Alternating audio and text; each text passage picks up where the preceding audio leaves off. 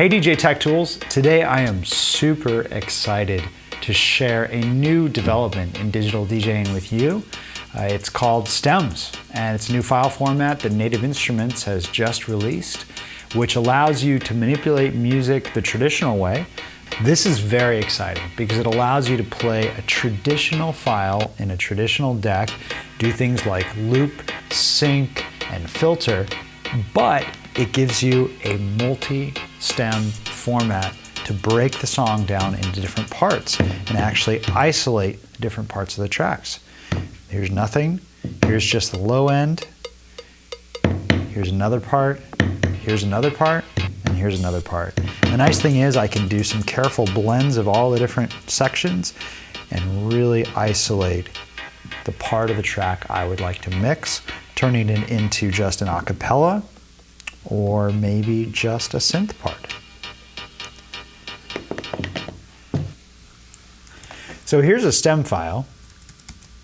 Looks pretty normal, and it's got the MP4 extension. The actual file extension is .stem.mp4. The cool thing of this is that you can preview the track. And I'm previewing all 4 stems at once, so it sounds like the full song, and I can know what the actual song sounds like. And I can go ahead and drag that file straight into Traktor, and it'll play. You can set beat grids, you can set cue points, you can set load markers, all the stuff that you're used to. But now I've got these 4 sections of the song that I can isolate if I want to.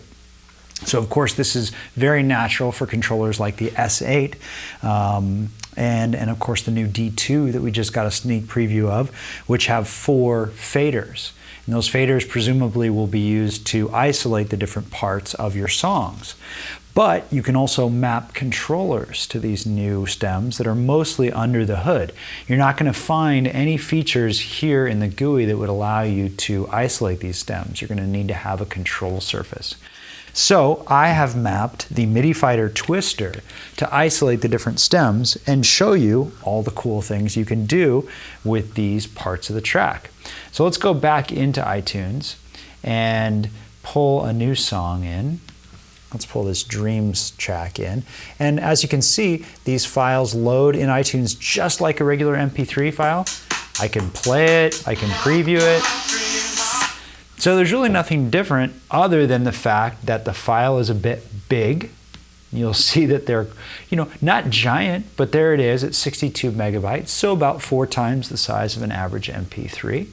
But if we go back into iTunes, we can take that track and just drag it right into a deck. All right, let's get this guy playing and unmute some of these parts.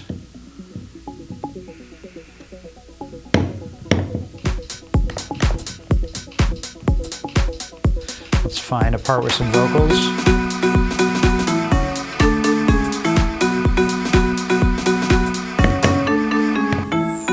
So you can see I've got the Twister mapped to do 2 things. Number 1, mute each individual part, all 4. There's the vocal. And also bring down the volume of each part. So we could slowly fade in that synth. And maybe bring in the drums just when we want to. Or maybe just have an a cappella and bass. So of course, as you can imagine, this is infinite remix possibilities and is going to allow you to play your set in a totally unique way. And this is the part of Stems that's most exciting to me. The fact that, frankly, a lot of people are playing the same music these days with Beatport and MP3s. Everyone's got the same tracks.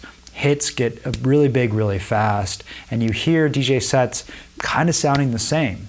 But with this new format, if people adopt it, and by people I mean producers, that's the most important thing, is that producers are going to take the time to create files in this format. You can now take a big hit track like this one and just use the bass line, which is very cool. And maybe we go in and we load a little techno track underneath it and turn it into something totally different.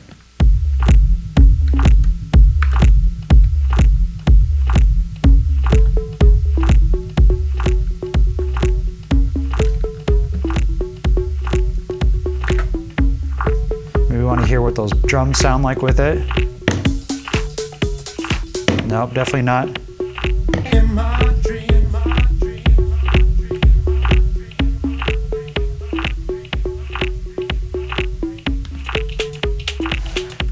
So as you can see, we can take tracks that everyone thinks they know what they sound like and completely repurpose them to be what you want to sound like. And of course, also create really interesting breakdowns and build-ups on the fly by slowly fading out different parts of the track and dropping them back in. So a lot more precise than just say the low knob and then back in, or the lows and the highs and then back in. We can really isolate and break down these songs in a fun, interesting way. So how do you actually make stems? As I said, adoption by producers is going to be really important for this. So how do you as a producer use this new stems file? Well, it's relatively simple. You want to go ahead and isolate your song into 4 different groups. Generally, it seems like, based on the files I've got, those 4 groups are drums, bass, synths, and some kind of vocals. So you isolate your song in Ableton or whatever your DAW choice is into 4 groups, solo that group, and bounce out an MP3 just for that group. You take those resulting 4 MP3s and you drop it into something that NI's made called the Stem Creator, and you go ahead and run a program, and it's going to package those 4 MP3s into a single MP4, which has a preview for all 4 together, but also contains the parts if you want to isolate them. Now, this isn't exclusive to Native Instruments.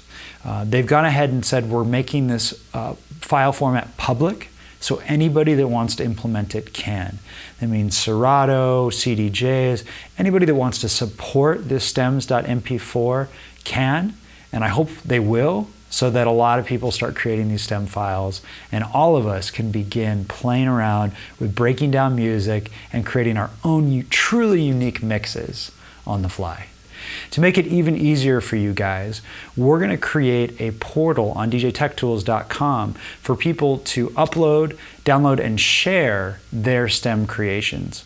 Just like maps.djtechtools.com, you'll be able to upload a stem file, download it, share it, vote on it, rate it, see the different versions and version histories of that particular stem, and make it really easy to share this kind of content.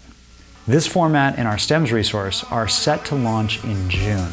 So keep your eye on the website, as we will be updating you with new announcements, new information as it rolls out on djtechtools.com.